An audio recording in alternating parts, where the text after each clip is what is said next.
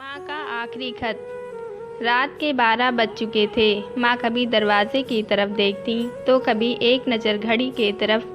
माँ की आंखों में और चेहरे पर चिंता साफ नज़र आ रही थी।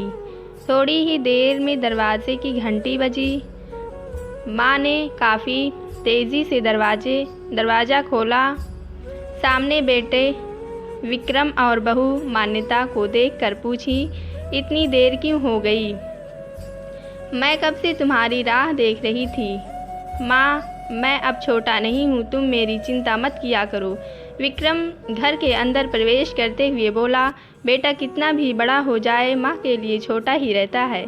चलो छोड़ो, हाथ पैर धो लो, मैं तुम्हारे लिए खाना लगा देती हूँ। माँ ने दरवाज़ा बंद करते हुए कहा। माँ जी, हम बाहर से खाना खाकर आए हैं, आप खा लीजिए, हम सोने जा रहे हैं। बहू मान्यता ने कहा, लेकिन मैंने तो तुम लोगों की पसंद की खीर बनाई है, आओ थोड़ी थोड़ी खा लो।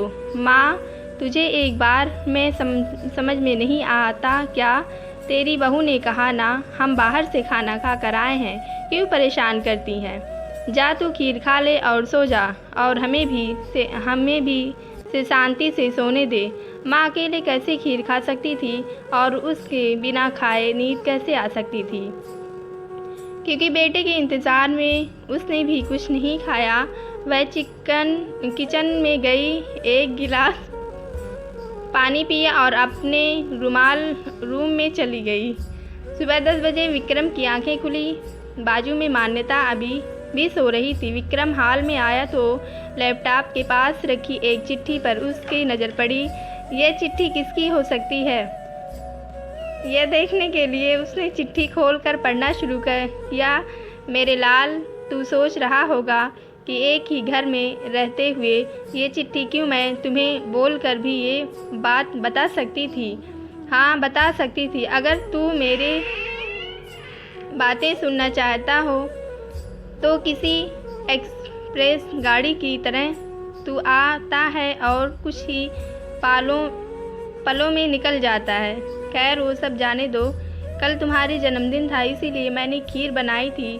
सोचा कम से कम आज के दिन साथ में बैठकर खाना खाएंगे, मगर मैं यह बात बोल गई थी कि मेरा बेटा बड़ा हो चुका है तो अपने दोस्तों के साथ पार्टी करके खाना खाकर आया। चलो, मुझे इस बात की खुशी ही हुई।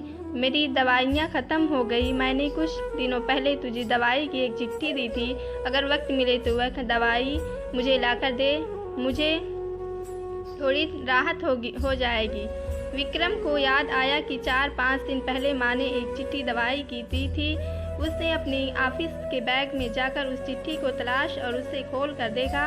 उसमें लिखा था, मुझे ऐसी दवाई ला कर दो जिससे मैं अपने बेटे को भुला सकूं। विक्रम को रियलाइज़ हुआ कि मुझसे बहुत बड़ी गलती हो गई है। उसकी आंखें नम हो गई। वह तुरंत अपनी माँ के कमरे में की तरफ दौड़ा। सबसे पहले उठ जाने वाली माँ आज क्यों नहीं उठती थी? देखकर उसे आश्चर्य हुआ। उसने माँ को उठाने की काफ़ी कोशिश की, लेकिन माँ एक